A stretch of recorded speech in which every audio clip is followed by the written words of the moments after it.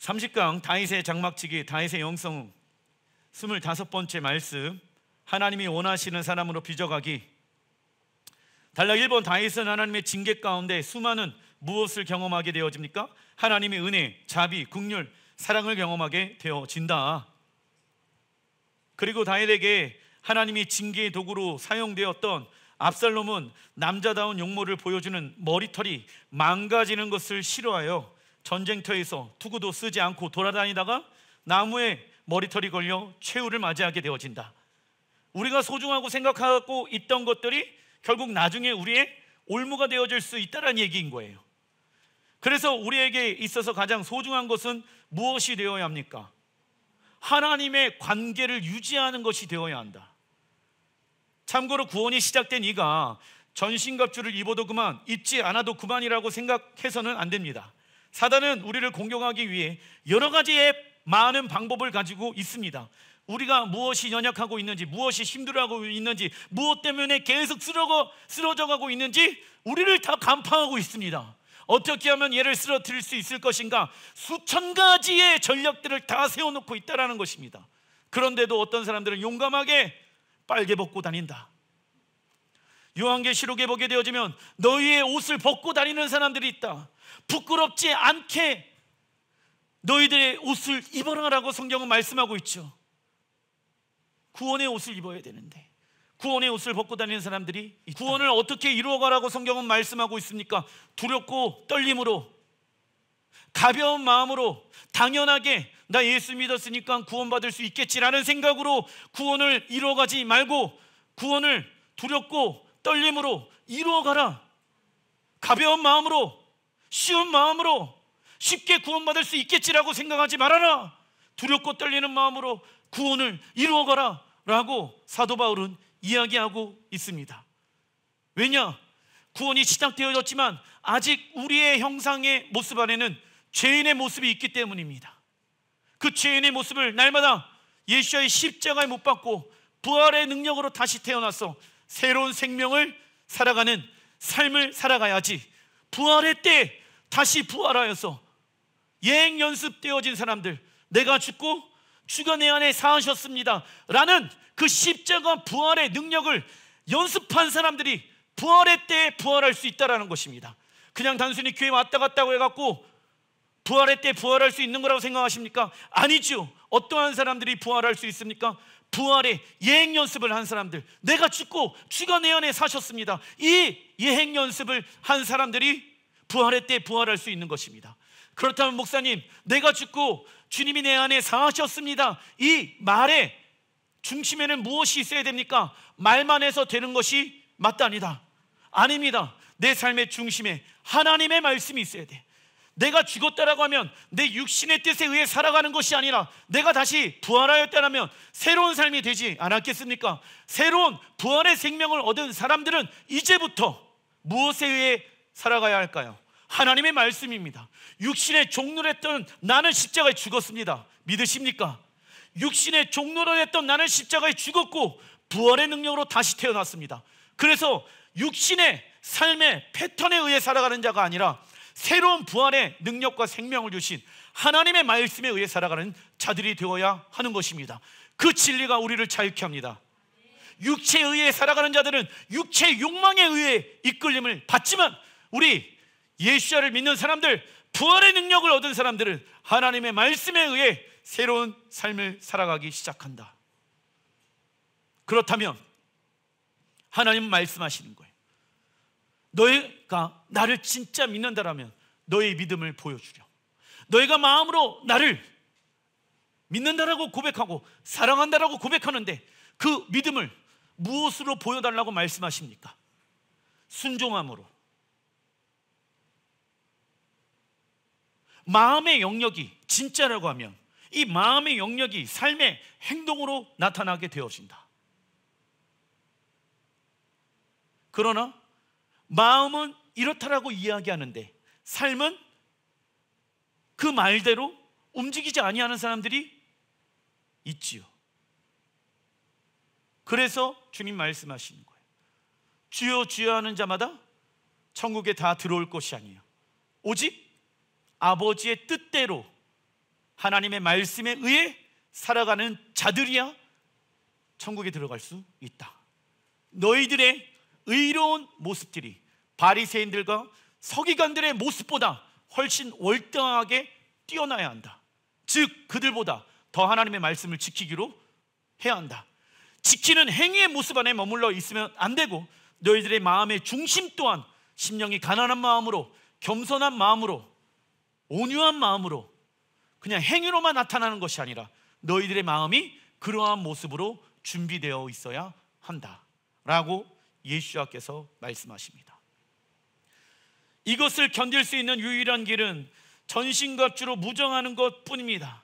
특별히 우리는 5784년 안으로 들어가기 위해 테슈바 40일의 시간들을 보내고 있습니다.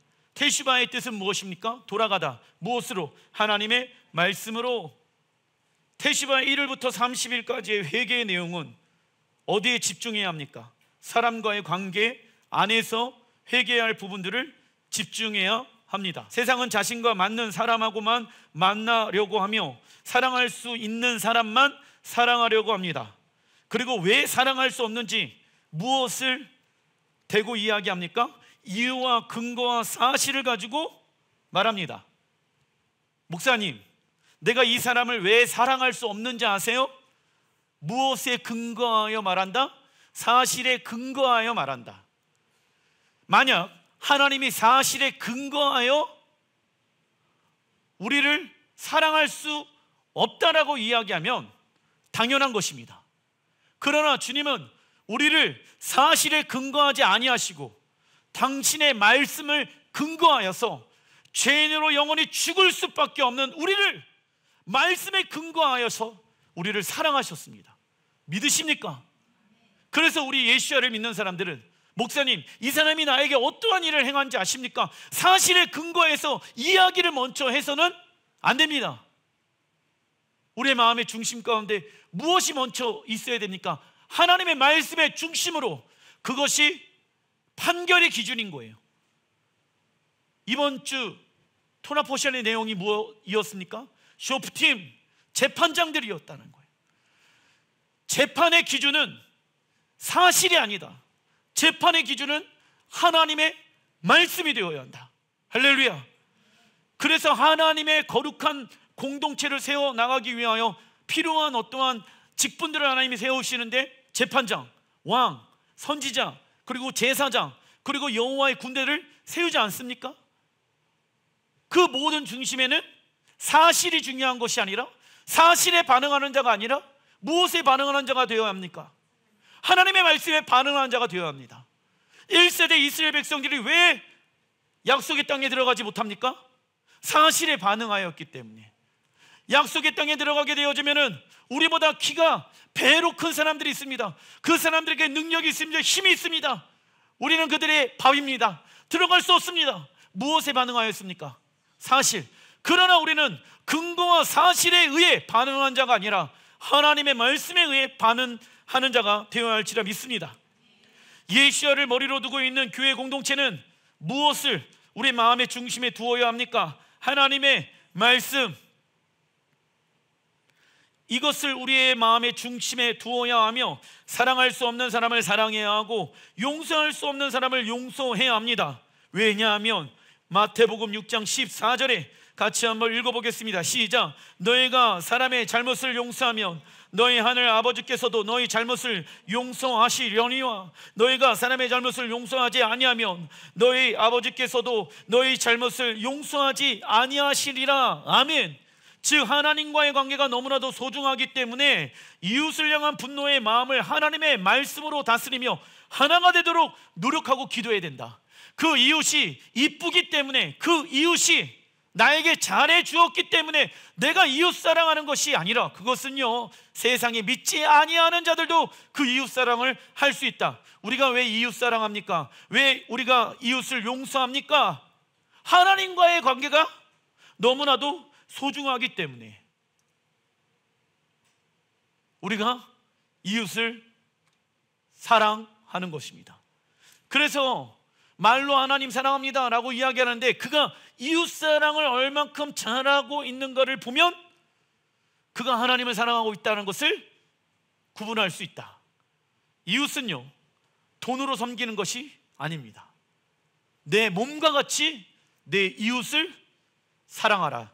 예수님은 말씀하십니다. 다윗이 압살롬부터 도망칠 때 믿음으로 고백한 내용이 시편 3편에 기록되어져 있습니다. 시편 3편 1절의 말씀 같이 한번 읽어보겠습니다. 시작. 여호와여, 나의 대적이 어찌 그리 많은지요. 일어나 나를 치는 자가 많으이다. 압살롬은 이스라엘 백성들이 다윗 왕에게 요구하는 것이 무엇인지 알아채고 겉모술 수와 변절과 반역을 통하여 이스라엘 백성들의 무엇을 훔치게 되어집니까? 마음. 여러분들, 사람의 마음을 훔치는 것은요, 너무 쉽습니다. 그가 원하는 것, 돈으로, 세상의 것으로, 이성으로, 물질로 그 사람의 마음을 살 수 있습니다. 그 마음을 속일 수 있습니다. 사람의 말로. 그러나 우리는요, 사람의 마음을 사기 위한 자가 아니라 먼저 누구의 마음을 사는 자가 되어야 합니까? 다윗은요, 하나님의 마음에 합한 자였습니다. 하나님의 마음에 합한 자가 되어지기 위해선 하나님의 뜻에, 다윗의 뜻이 있어야 되는 거예요. 그래야지 무엇 되어질 수 있습니까? 연합되어질 수가 있다는 거예요. 주님과 연합되어지길 원하십니까? 그렇다면 나의 뜻이 비워져야지 그분의 뜻 안에 우리가 연합되어질 수 있는 것입니다. 그런데 세상 이들은요, 사람들을 마음으로 사기 위하여 말로, 거짓으로, 여러 가지 어떠한 겉모술수로 사람의 마음을 사고자 합니다. 압살롬은 사람의 마음을 훔칠 수는 있었지만 누구의 마음은 훔치지 못하였습니까? 하나님의 마음. 하지만 다윗은 하나님의 마음에 합한 자였다. 참고로 다윗은 10대임에도 불구하고 하나님의 마음에 합한 자였습니다. 이처럼 우리가 사람이 아닌 하나님의 마음에 합한 자로 서기 위해서는 겸손함으로 하나님의 말씀에 순종해야 한다. 순종이란 무엇입니까? 시작. 하나님의 권위 안에서 누리는 보호와 자유. 왕의 명령이 떨어졌다는 거예요. 그 왕은 누구입니까? 온 우주와 만물을 창조하신 하나님이세요. 그 하나님의 말에 순종하는 자들은 왕이신 하나님의 권위 안에서 무엇을 누리게 되어집니까? 보호와 자유를 경험하게 되어진다. 그러나 불순종하는 사람들은 하나님의 권위 밖에 나가 있으니까 하나님의 보호와 자유를 경험할 수가 없게 되어진다라는 것이죠. 그래서 순종의 첫 시작은 누구의 음성을 들어야 합니까? 하나님의 음성. 하나님, 나에게 말씀하여 주십시오. 그런데 하나님이 말씀하셨을 때는 무엇부터 말씀하십니까? 작은 거에 충성한 자에게는 내가 큰 거를 맡기리라. 아멘. 이 작은 거에 충성하다 보면 하나님은 우리에게 큰 것을 맡기신다. 사도행전 13장 22절의 말씀 읽어보겠습니다. 시작. 내가 이새의 아들 다윗을 만나니 내 마음에 맞는 사람이라 내 뜻을 다 이루리라 하시더니. 나와 있죠? 하나님의 마음에 합한 자들은 무엇을 이룹니까? 하나님의 뜻을 이룬다. 하나님은 우리의 순종을 통하여 하나님의 뜻을 이루어내는 자를 어떠한 삶을 살아가고 있다라고 말씀하십니까? 형통한 삶. 다윗은 자신의 삶의 성공의 기준을 세상의 가치로 세워놓지 않았으며 무엇을 기준으로 세워놨을까요? 하나님 사랑, 이웃 사랑. 이것이 가장 위대한 일이라고 예수님께서 말씀하시죠. 물론 눈에 보이는 성공 자체가 나쁜 것은 아니다. 하지만 그 자체가 어떠한 기준이 될 수 없습니까? 위대함의 기준이 될 수 없다. 그리고 하나님 사랑, 이웃 사랑은 말과 혀로만 행하는 것이 아니라고 요한일서 3장 18절에 말씀하고 있습니다. 무엇이 필요합니까? 우리의 힘과 열정과 노력이 필요한 것이다. 중간 1번 시편 3편 3절의 말씀 읽어보겠습니다. 시작. 여호와여, 주는 나의 방패이시오 나의 영광이시오 나의 머리를 드시는 자니이시이다. 내가 나의 목소리를 여호와께 부르짖으니 그의 성산에서 응답하시는도다. 셀라. 다윗은 하나님께서 자신의 방패 또는 보호해줄 근원이 되어주실 것을 위해 하나님께 기도하였습니다. 방패의 히브리 원어는 마겐이며 히브리어 가나안의 뜻에서 파생되어졌다. 히브리어 가나안은 덮다, 에워싸다, 방어하다의 뜻을 가지고 있다. 참고로 이스라엘 국기에 있는 다윗의 별을 히브리어로 마켄 다비드, 다윗의 방패라고 말합니다.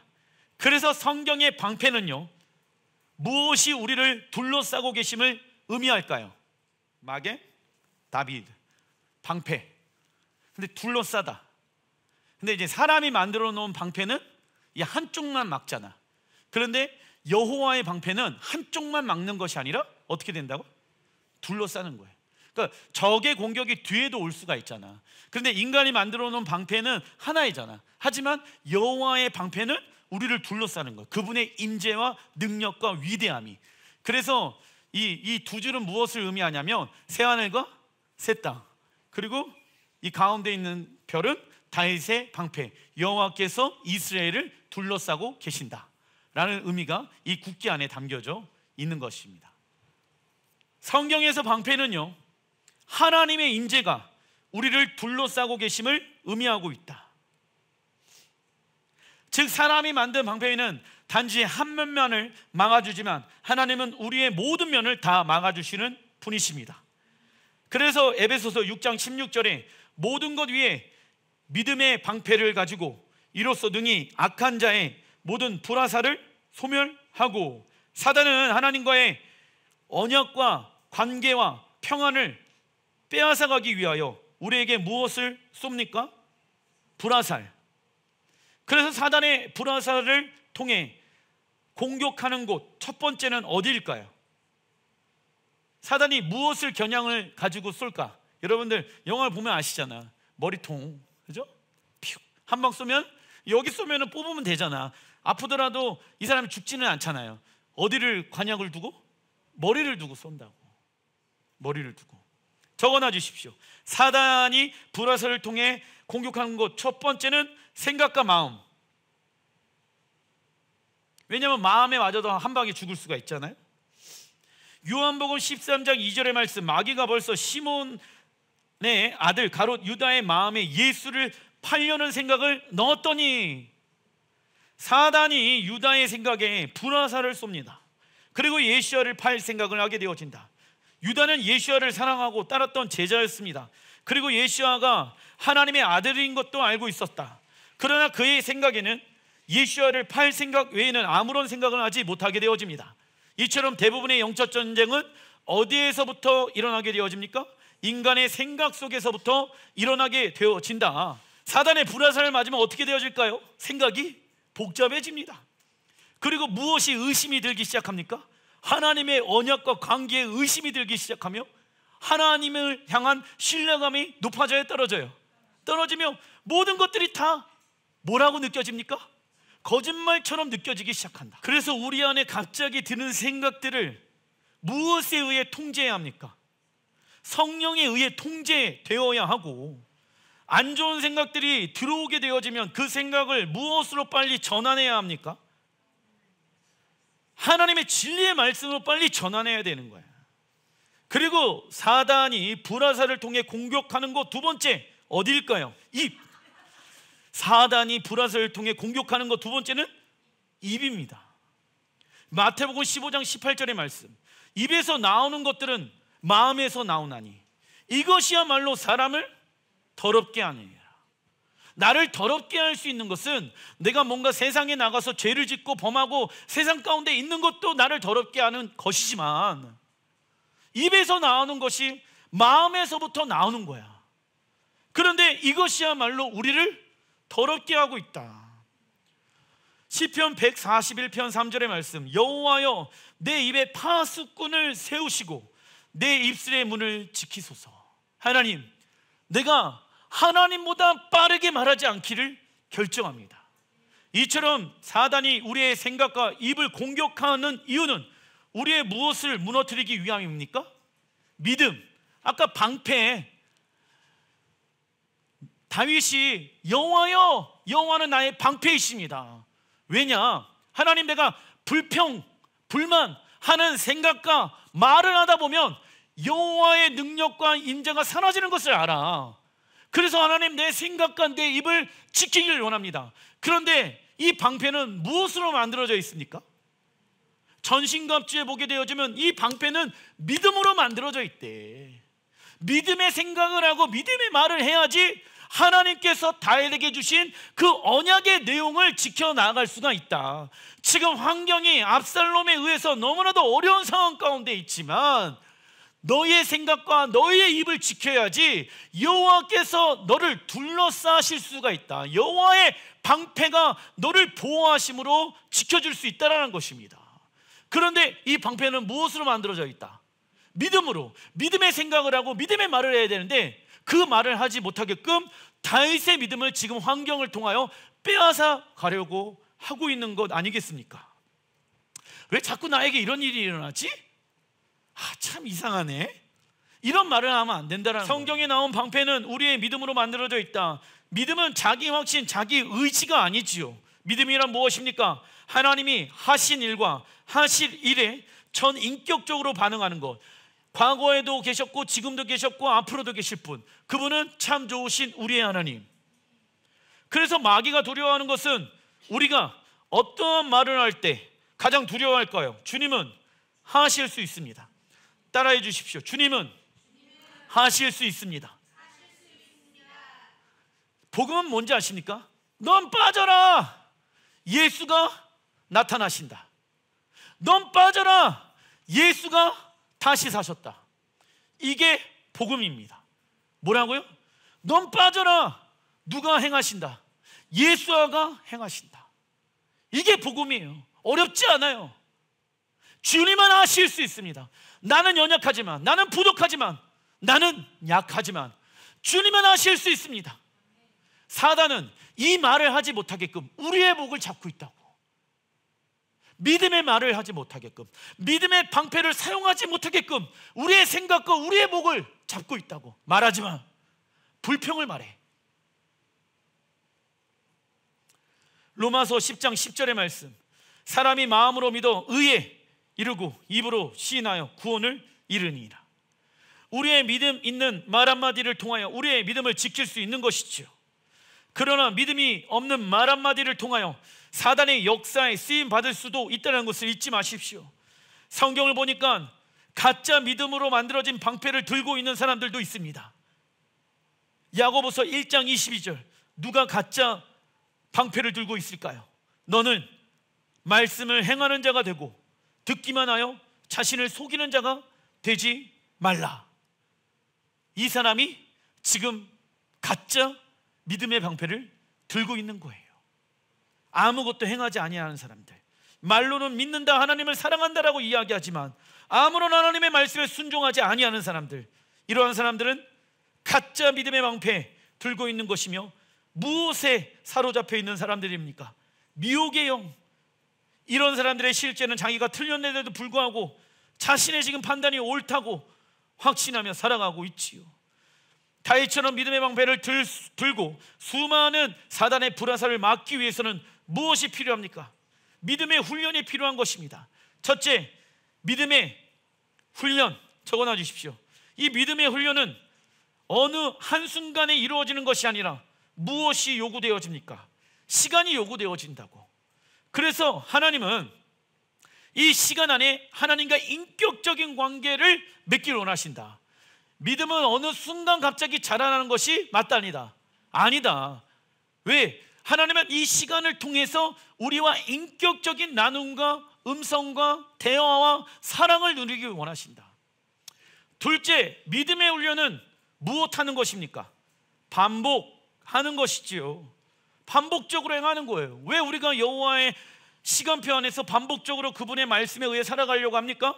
이것이 우리의 삶이 되어지기 위하여. 할렐루야. 다윗은 시편 3편 3절에 여호와는 나의 영광이시오, 나의 머리를 드시는 자입니다 라는 고백을 합니다.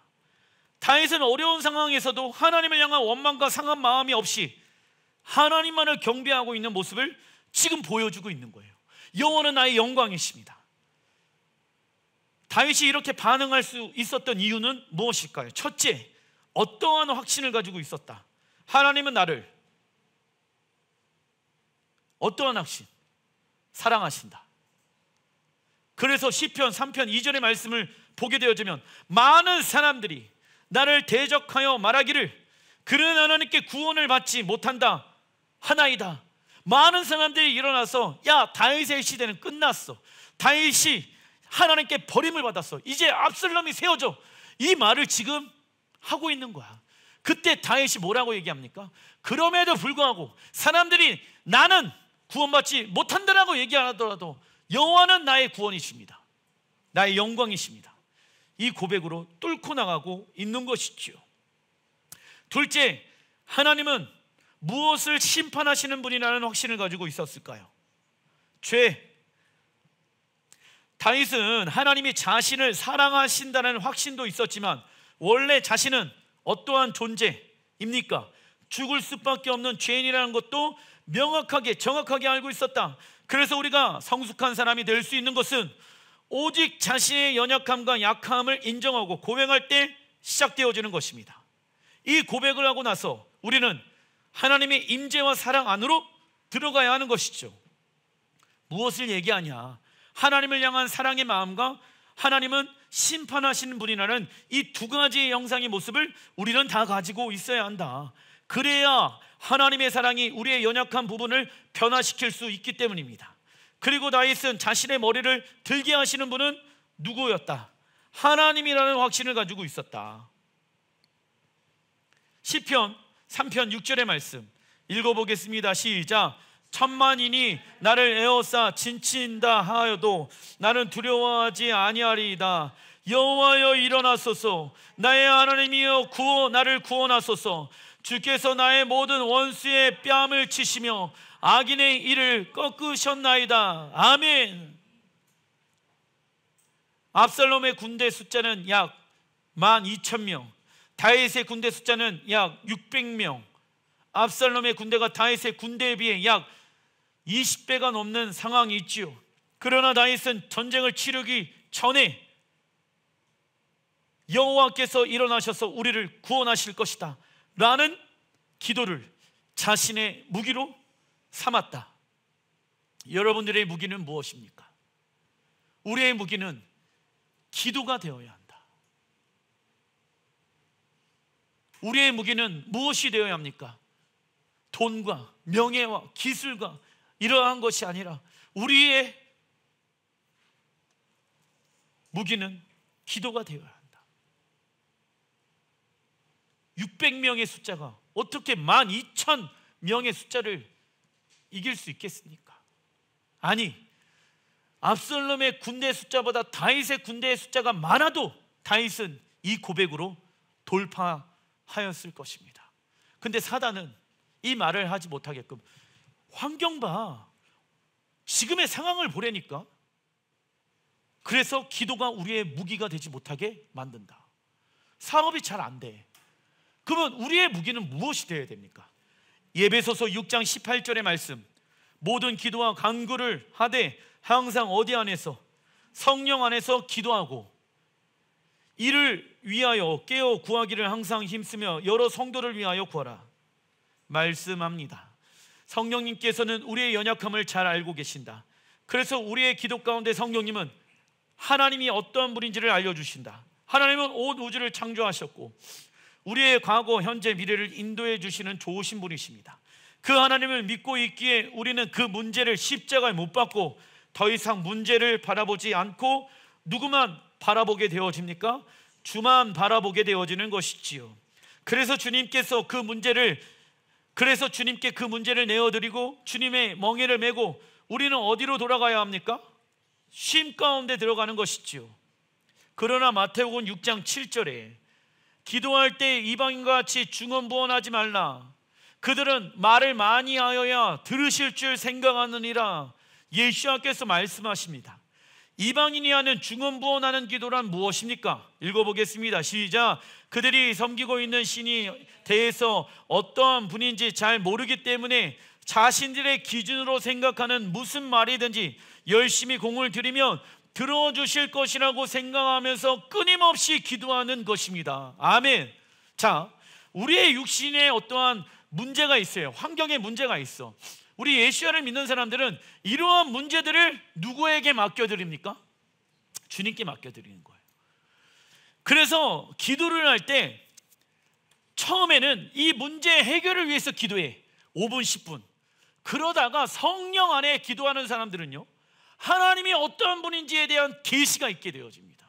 하나님은 이 문제 위에 계신 분이십니다. 하나님은 존귀하신 분이십니다. 하나님은 영광스러우신 분이십니다. 그래서 기도의 중심 가운데 무엇이 있는지 아십니까? 하나님의 위대함을 높여드리기 시작한다고. 내 기도의 제목은 5분, 10분밖에 하지 않는데 그분의 위대하심과 그분의 권능하심을 계속 높여드리는 기도를 하게 되어진다고. 어디 안에 있기 때문에? 성령 안에 있기 때문에. 성령께서 주님의 아름다움의 계시를 우리에게 해주기 때문에. 그러나 아직까지도 예수를 믿는데 그 한 가지 기도 제목만 가지고 계속 이방인의 중언부언하는 기도하는 사람들이 있다는 거예요. 그분이 어떤 분인지도 알지 못하고 하나님 다 필요 없고 이 문제만 해결해 주십시오 라고 하면서 이방인들이라는 그 기도를 행하고 있는 사람들이 우리 안에 있을 수도 있다는 것입니다. 이방인들의 기도의 특징은 무엇입니까? 무감각한 상태에서 기도하는 것입니다. 왜 그들은 무감각한 상태에서 기도하고 있습니까? 자신들이 섬기고 있는 신에 대해서 모르기 때문에. 단락 2번 사무엘하 18장의 말씀입니다. 22절 사독의 아들 아히마아스가 다시 요압에게 이르되 청하건대 아무쪼록 내가 또한 구스 사람의 뒤를 따라 달려가게 하소서 하니 요압이 이르되 내 아들아 너는 왜 달려가려 하느냐? 이 소식으로 말미암아서는 너는 상을 받지 못하리라 하되 그가 한사코 달려가겠노라 하는지라. 요압이 이르되 그리하라 하니 아마스가 들길로 다름질하여 구스 사람보다 앞질러 가니라. 이 말씀 안에 세 가지 등장인물이 나옵니다. 첫 번째 요압. 이 요압은요 누구입니까? 이 압살롬을 죽인 사람이에요. 그리고 또 이 소식을 전하는 두 사람이 나오게 되어지는데 사독의 아들 아히마아스가 나오고 그리고 이름도 없는 구스 사람이 등장하게 되어집니다. 다윗의 명령이 있었음에도 불구하고 요압은 다윗의 아들 압살롬을 임의로 죽이게 되어지며 압살롬은 반란은 진압되어집니다. 그리고 이 소식을 다윗에게 보고하는 일만 남았지요. 이때 요압은 아히마아스에게 오늘 소식을 전하는 자가 되지 말고 다른 날에 전하는 것을 말하며 구스 사람을 보내게 되어집니다. 이는 왕의 아들 압살롬이 죽은 소식을 전하는 것이 이 아스마스에게 썩 그리 좋은 일이 아니기 때문에. 그런데 아히마아스는 구스 사람이 떠난 후에 다시 요압에게 찾아와서 오늘 소식을 자신이 전할 수 있게 해달라고 간청하게 되어지며 요압은 어쩔 수 없이 이를 허락해 줍니다. 이처럼 다윗에게는 충동적이며 기회주의였던 요압도 필요하였습니다. 그리고 다윗에게는 아히마아스처럼 좋은 소식을 전해줄 수 있는 사람도 필요하였습니다. 또한 다윗에게는 리더의 명령대로만 말을 전해주는 구스 사람도 필요하였습니다. 다윗에게 있어서 필요 없는 사람은 한 명도 없었습니다. 요압도 아히마아스도 구스 사람도 다 하나님의 백성에 속한 사람이기 때문입니다. 이처럼 우리는 예수 안에서 모인 교회로 이 자리에 나와 있습니다. 그리고 교회는 여러 사람들이 모여있는 곳이며 성별, 나이, 계층이 다 다릅니다. 이러한 다양성을 가진 교회 공동체는 예수와의 무엇 안에 있어야지만이 하나 될 수 있을까요? 권위. 이 안에 모여있는 사람들은 예수와가 우리의 무엇입니까? 머리이십니다. 할렐루야. 사실을 가지고 이야기하는 자들이 아니라 피해를 본 사람도 피해를 준 사람도 어떠한 고백을 해야 합니까? 예수와가 우리의 왕이십니다. 그 예수와의 권위 안에 있다 보면 교회 공동체는 하나 되어질 수 있다. 그러나 그 하나됨이 언제 깨어집니까? 예수와를 머리로 두고 있지 않을 때, 특별히 피해본 사람들이 사실을 가지고 이야기하게 되어졌을 때 그 하나 되어짐이 깨어지게 되어진다. 사실 그 사람은 피해를 본 사람이에요. 아무런 잘못이 없습니다. 근데 그 뒤가 문제라는 거예요. 어떠한 방법으로 이 문제를 해결해 나갈 것인가? 중간 1번 사무엘하 18장 33절, 왕의 마음이 심히 아파 문 위층으로 올라가서 우니라. 그가 올라갈 때 말하기를 내 아들 압살롬아, 내 아들 내 아들 압살롬아, 차라리 내가 너를 대신하여 죽었다면 압살롬 내 아들아 내 아들아 하였더라. 다윗은 죽은 압살롬의 상처와 마음을 뒤늦게 이해하게 되어지며 통곡하며 하나님 앞에 나아가게 되어집니다. 그리고 다윗은 압살롬의 추격을 피해 쓴 시편 23편에 다음과 같은 고백을 하게 되어집니다. 우리가 잘 알고 있는 말씀이지요. 여호와는 나의 목자시니 내게 부족함이 없으리로다. 근데 압살롬의 추격에 피해 도망치고 있는 이 다윗의 상황 가운데 여러분들, 지금 다윗의 부족한 것이 너무 많이 있어요. 그런데 환경을 보니까 너무 많은 부족한 것들이 있는데 하나님을 보니까 부족한 것이 없습니다. 목사님, 저는 집도 필요하고요, 차도 필요하고요, 뭐도 필요하고요, 뭐도 필요해요. 왜 그러한 얘기를 하고 있는지 아십니까? 우리의 필요한 모든 것이 누구 안에 다 있습니까? 하나님 안에 있는데 하나님을 바라보지 않고 있기 때문에 필요한 것들이 너무 많아 보이기 시작한다라는 것입니다.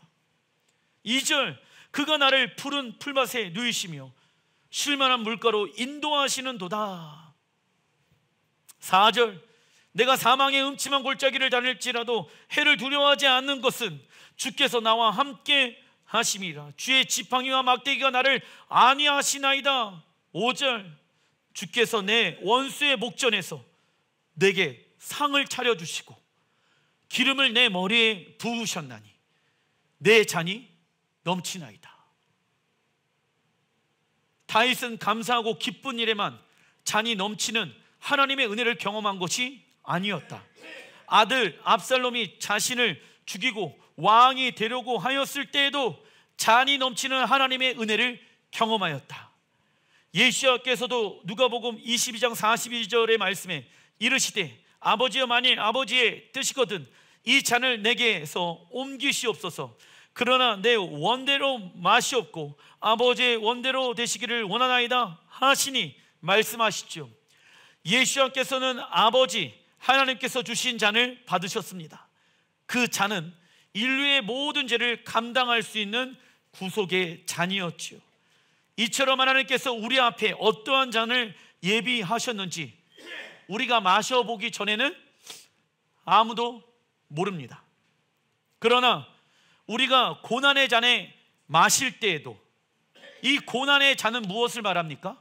읽어보겠습니다. 시작. 하나님의 말씀에 순종하는 방법을 배우는 시간 가운데 있을지라도, 또한 행복의 잔을 마실 때에도, 성경에 말하는 행복이란 시작. 하나님을 나의 왕으로 인정하며 왕이신 하나님의 말씀으로 살아가는 것, 이 잔을 마실지라도 이 모든 것을 주관하시는 분은 우리 하나님이시기 때문에 우리는 무엇할 수 있습니까?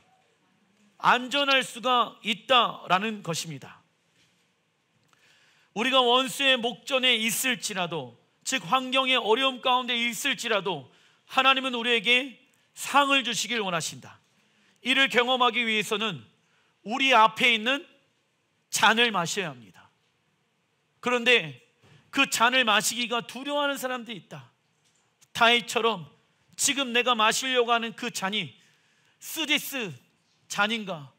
예수께서 하나님 이 잔을 내게 옮겨주십시오 말한 잔이 아닐 수도 있지 않은가? 여러분들, 우리의 생각의 기준을 가지고 고난이다, 행복이다 라는 판단의 기준을 세워 나가는 것이 아니라 고난은 하나님의 말씀에 순종하는 방법을 배우는 시간이며, 행복은 돈과 명예가 있어서 행복한 것이 아니라 하나님을 나의 왕으로 인정하며 왕이신 하나님의 말씀에 살아가게 되어졌을 때 성경은 그가 행복한 사람이다. 여러분들, 세상 사람들은요, 행복의 기준을 가지고 나 이 정도면 행복해 엄마, 목사님 저는 이 정도면 행복합니다. 그거는 지금뿐입니다. 영원한 행복이 될 수 없습니다. 영원한 행복은 이 땅에 하나님의 나라가 완성되어졌을 때 영원한 행복이 진짜 우리에게 행복이 되어야 합니다. 그러기 위해서는 내 앞에 하나님이 예배해 놓으신 잔이 고난의 잔이라고 할지라도, 행복의 잔이라고 할지라도, 어떤 것을 마실지라도 내가 해를 받지 아니함은 여호와께서 우리를 안위하시기 때문입니다. 기도하겠습니다.